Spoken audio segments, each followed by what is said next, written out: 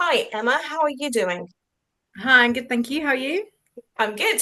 So, we are here for round two of our video series focusing on amazing learner support, are we not? Absolutely. Yeah. Yeah, absolutely. Really Um, excited to talk to you today. exactly. And today we're going to be talking about application forms, which was quite amusing because Sue said she had no opinion about this whatsoever.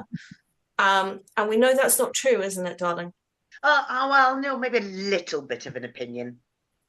Yes, I come from a very different point of view from both of you, I think. So you're talking about a very much putting the learner at the center of it and making sure that there is a really good, effective way of teasing out the information that is needed to really do effective learner support around safeguarding, around putting learner strategies in place or thinking about what that needs to look like for the next part in the learner journey. And I'm going, why are we asking those questions at that stage? So I think you two need to explain why you think it's really important that you do. Because operationally, I want to know, are you eligible? Do you have the right to the funding in the first place? How, are those criteria met? And, after that, the rest of You it don't goes really back care, to do you, love? me. I don't care. I just want to make sure that if we're signing them up, the basic hurdles are met, and then the next step in the process, which we'll talk about next time, becomes much more interesting to me, which Yeah. is around digital assessment. So the two of you need to explain why I'm wrong. Thank you very Well, much. Wrong. I You're just don't not disagree right. with you. I don't disagree with you, but for us at the Better Health Generation, it's a key point on which we can identify where people need support. And in order to identify where people need support, we need to gauge their situation. And that's what the AIG information guidance stage is all Yeah. about, as far as I'm concerned. That information sheet is the point at which we go, you know, no, you don't need support. Yes, you do need support. And that can be a huge impact on that learner's whole journey throughout their training program. So I think for me personally, from the Better Health Generation perspective, I think it's huge. It's the key moment for us to find out whether these people need support. So, we're talking about three stages at the beginning of training. So, the learner journey starts with the application form, and you can't diminish the application form because, in my mind, until somebody actually fills in a form, they're just wafting. Yeah, This absolutely. is where they've actually said, yes, I am interested in doing this. The second stage, of course, is the initial assessment stage that should sit between application form and stage three, which is sign up. Yeah. And we are gathering information from the learner at all three of those stages. I Yeah. have seen, and I'm sure you two have seen, a lot of providers trying to ram those three distinct phases into one. Yes. Oh, yeah. That is very common Mm. practice. Very bad And practice as well, but very common it practice. is the equivalent of a dog's breakfast, isn't it? I Um, think, yeah, and I think, I'm not giving excuses, but I think the reason they do that is because they've got hold of that learner and they want all the information there and then. Of course, and the time So I pressures can and see it from both yeah. perspectives, although it doesn't always mean you get a true picture of what's going on with that learner. you can't ask all the questions in one hit. You're putting a lot of pressure on that individual member of staff to do the right thing. Um, and staff can use their initiative, and it's sometimes not pretty when they use their initiative. There is always this trade off between bums on seats, hitting Mm. the numbers. Every provider has a starts target per month because it's a key way of earning money. Um, and the commercial pressure to hit that target, hit that target, hit that target is huge. But at the same time, we can't hit that target with any person. They have to be eligible, two, they have to have a pulse, but three, they actually have to be the right learner for the program. And we need to be aware of what we are committing to, because the moment we've signed that paperwork, we've committed to move heaven and earth to get that learner through.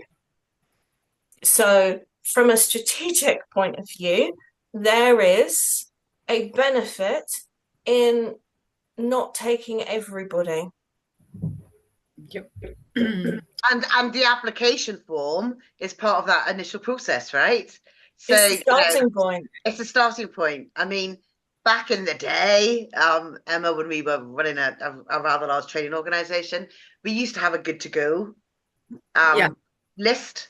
So, and that was based on the application form, and then the initial assessment. So those different points in the process were authorized at senior level around what does that look like? What does that learner look like for the program that they want to go on and everything else, and judgments were made. Even before we had that, you can ask yourself the question, who in your organization is reviewing every single application form?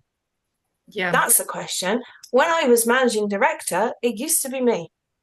Yeah. Every single application form would come onto my desk in the morning, and a key part of my job when we were paper-based would be to look at every single one and assign them to where they were going to be learning. I'd be assigning who was going to be doing the sign up, but I would also be sense checking. That's lovely that you signed up to do a childcare level 3. You don't have a childcare level 2. No. We're not doing that. We're not playing that game. I don't care how amazing you think you are. You have those key eligibility criteria. So a starting point strategically is, what are your eligibility criteria? Yep. Because but also, sorry, I know that what you're going to say, I think, Julia, but also bearing in mind that your eligibility criteria can't be exclusionary, right? Yeah.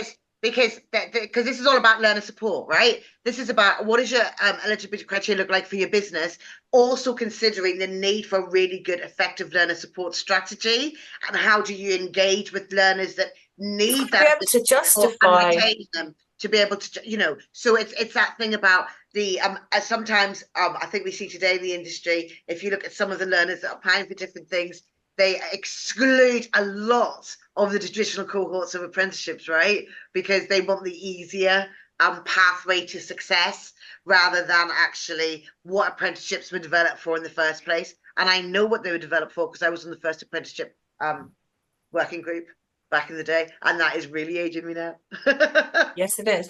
Yes, it is. So what I was coming on to before you so splendidly interrupted me is there is a sweet spot between making sure that learners meet your minimum entry requirements, but also there is a sweet spot in terms of not under-challenging learners. And you find the providers that over-exclude still tend to have dropout issues because those learners aren't being challenged by the framework or the standard. Do you feel that training providers sometimes exclude people based on needs that we could be supporting? So that's where I feel like the sign-up stage is absolutely critical. Yeah. And I feel like it's critical that we're involved at that point because it offers that holistic approach to education. So whereas some people may see that a barrier, say if somebody's a carer, for example, maybe they actually need strategies and provisions and support in place from somebody like ourselves to help them with the emotional well-being impact of that, rather than going, actually, they've got too much on their plate. They're not in a place where they could be studying. They're not going to be good for our stats. Actually, we are here for those ones that you think are kind of on the cusp, actually, that you're not 100% sure about. Give them some health and wellbeing support and draw down that funding and give them those opportunities, because that is what apprenticeships are about. Giving them opportunities. And that's the point. I think that we've got away over the last decade or so in this country about understanding or what the purpose of apprenticeship has always been. And it's gone to this. I mean, I found something in my junk mail today about inviting me to do a level 7 CMR apprenticeship. Right? Lovely. No thanks. I've got an MBA. I don't need another level 7. Just saying. But that will be for some people really exciting opportunity. But at the same time, that wasn't where the apprenticeship routeway started. The apprenticeship routeway started as a way for young people that maybe had barriers to learning, wanted to do vocational routeways, had barriers socially as well, and all the rest of it, to be able to achieve well and get their professional qualifications, their vocational qualifications in a way that enabled them to grow, progress, and make good life choices. Okay, that's lovely. Shall we get back to the point in hand, which is talking about the application form? All right. So, as a provider, strategically, we need to identify what our sweet spot is in terms of people who don't meet our minimum requirements. A lot of those minimum requirements are going to be around English and math skills. Yep. You're not wrong to be excluding people if they don't have it. Again, independent advice and guidance, we should be signposting those learners to other provision. They should be doing the functional skills. I mean, that's what they're there for. Yes, absolutely. So it's identifying where they can do that. And some smaller providers only do apprenticeships. Yeah. But they should be having relationships with other local providers so you can signpost learners to go off and do other things. Or courses at a lower level, courses that draw down different funding with different requirements. That's the point about independent IAG is, we always used to expect 50% of applicants would drop out between application and sign up. Yeah. Yeah. And that was even when we weren't being massively fussy, you would still have significant dropout. And that's not a bad thing as long as people are dropping out for the right reasons. Yeah. So you also have the difference between a paper-based application form and an online one. Suze, you were talking about the joys of handwriting, which I agree with. Yeah, so when I was working at a very, very large employability skills provider as ops director for some years, and we would look at the application form, the handwriting, we would look at the spelling, we would look at whether somebody could write within the lines or not, all as indicators around what kind of initial assessment are they likely to need? What kind of tools do we need to put into the initial assessment arena for them, because they might struggle with some of the more traditional ways of initially assessing because they were demonstrating that lack of understanding or maybe lack of learning skills in their own language, never mind in English and all the rest of it. So there's loads of different ways you can use the application form in that context to identify where additional learning support, so learning as in learning rather than learner, but it's all part of the same pot of money, learning support might be needed, or to flag up to people who are doing the initial assessment that additional tools may be necessary to enable somebody to be able to present their learning needs in the way that we need to understand them as part of the learner journey. But I'm not going to talk about initial assessment because we're doing that next time, and Julia will shout at me again. But Emma, you were talking about learners not advertising the fact that they have learning difficulties. Yeah, so for me, I think that initial form is really looking at safeguarding concerns, understanding home life situations. Are they carers? Do they have children? Are they single parents?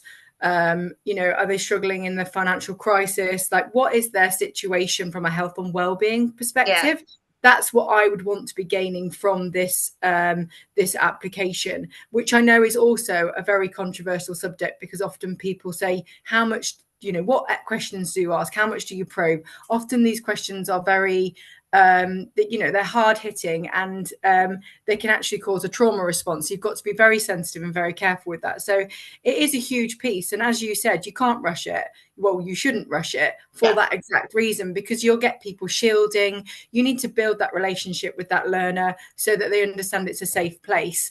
So it's a huge piece. It's a really important piece for us at the Better Health Generation, because it's where we kind of start to understand who's going to need that little bit extra support.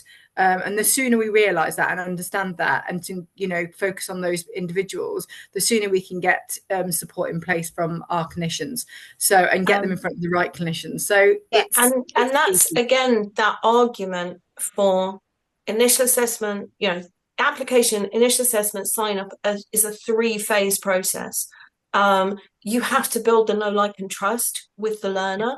There are questions that are not appropriate to be asked on an application form, like, you're feeling skint, love. Yeah. That's nobody's ever going to tell you the truth around their financial situation in writing on an application form when they don't know you. They've never met you. And it's really easy. And this is one of the things Sue talks about, for learners to misinterpret why we are asking the question. So we want to think about what are the questions that we need to know about. And that fundamentally application is around eligibility. Eligibility for the funding, eligibility in terms of, is this the right course for you? And all the questions should be around that. Is this the right course? Can we draw down funding? Is this the right course is quite a broad question, which is where you're looking at their aptitude and attitude towards learning, their wider responsibilities that allow and I us also think the safeguarding situation comes in there, and understand their home situation and whether it's going to be the right course and career path for them, because I think it's it can hugely depend on their situation. Few providers ask the question, so why do you want to do this course? But also, I think, Emma, going back to what you're saying, I understand that it's really, really important, and I think that's why it's really, really important to have an application form design process, because I get it. At the beginning of this, I was like, are you 23? Are you 55? I care about that. And do you have a national insurance number? But I think that designing the application form well to make sure you're capturing that right information at the start needs to have interventions with people like yourselves, and I want to say experts like Julia, us, absolutely, me, OBS. But in terms of that, designing that application form to prompt the right conversations in the right way at the right time. At the right time is really, really important. Because if I was applying to do an apprenticeship and somebody said to me, explain your home circumstances, I'd be like, sorry, what? And what's that got to? And I've been in the industry for 25 years. So I would be being belligerent when I said, well, that's got nothing to do with you. It almost requires a script, though. I think it almost it needs to be a natural conversation, but it also requires a script of saying, it has to come with the right tone, as everything, to these learners, so that they know that you care, because I think that's a huge piece. And if you've got the right questions and the right script in front of you, then I think you can't really go wrong. And I do think, but most application forms are not filled in one-on-one with a member of staff and a learner. Increasingly application forms are online. There may be, ahead of a learner applying, some kind of information session, but really for a lot of apprentices, they're just spotting something and they're applying, or they've been told by their employer, we've been recruited, this is the provider, now go fill in this form. They will have had no relationship with that provider prior to applying. And that's where it goes wrong. Script at this point. Yeah. What you need to be doing in order to design an effective application form is we have to look at the application, the initial assessment stage, and the sign up as a whole to say, what is all the information that we want? And now let's talk about what we're capturing at each of these three phases, and what are the conversations, and what's the training, and what are we actually looking for? But sitting behind that is that band of, for a level 3 fenestration installer, what does our ideal learner look like? Who are we aiming for? What do we want to see in that? I think what's wrong with a fenestration installer? I don't know. Well, I think that we would need clarification on what a fenestration installer. It's a window fitter, love. Oh, okay. The standard is fenestration installation. Maybe we'll stick to window. Pick the one standard that I wouldn't have a Scooby about, just to confuse me. Well, if it's a window fitter, naturally, when you're doing like the safeguarding and identifying, if they've got like a hip problem, for example, then obviously it's not going to be the right route for them. Or a fear of height, potentially. Yeah, absolutely. It depends on the work that they're doing, and it depends on the requirement of that standard as to whether or not, in order to get my level 3 in window fitting, I have to be able to install at height. Yeah. Yeah. Okay, Just so that was a saying. really good common example of a standard that many, many people deliver. Thanks, Julia. Way to make it for the masses. But we have to be aware that Yeah. one of the things we're questioning into is the standard that that learner is applying for. Yeah. Now, an application form, particularly if you're delivering a wide variety of standards, you're not necessarily going to be having questions into "you're afraid of heights, love," because No. actually, but when we are designing our application initial assessment and starts combined wondrousness, we have to think about where are we gathering the standard specific information that helps us to identify whether or not this learner is suitable for this program. Because, yeah, if you've got to be able to fit windows in a 15-story office block is a key part of fenestration installation, and I'm just making this up now. But if it is, then I can't go above the second floor ever. It's going to be potentially problematic in how we support delivery of that. It doesn't necessarily mean it's a right or a wrong, but you're back into looking at what's the additional support that this learner is going to need. And then that's a great thing for the Better Health generation to do some support in how to help someone get over their fear of heights. Yeah. Yeah. Because that is an additional support need that would come. But it's very niche, but we need to be aware of that as providers. We probably want to shut up at this point, don't we? I've got about to say, I'm just looking at the clock and going, yeah, that's quite a long one. If anybody's made it to the end of this, congratulations and well done.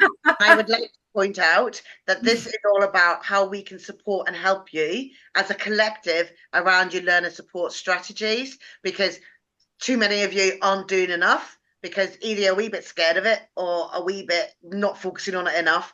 Better Health Generation's got some fantastic one-to-one support tools to enable your learners to retain and achieve where there is a need for that. We've got decades of knowledge around what good learner support looks like and how to manage that well within an audit compliant process to make sure that you're asking the right questions in the right way and managing that well so that the funding is secure. So between the two of us, basically between the two businesses, Beer Street and the Better Health Generation, we're geniuses at this. So give us a shout if you want additional support on this. Absolutely. See what I did there? Additional support, boom, boom. If you want some support for us to help you do this better, we are just a DM away.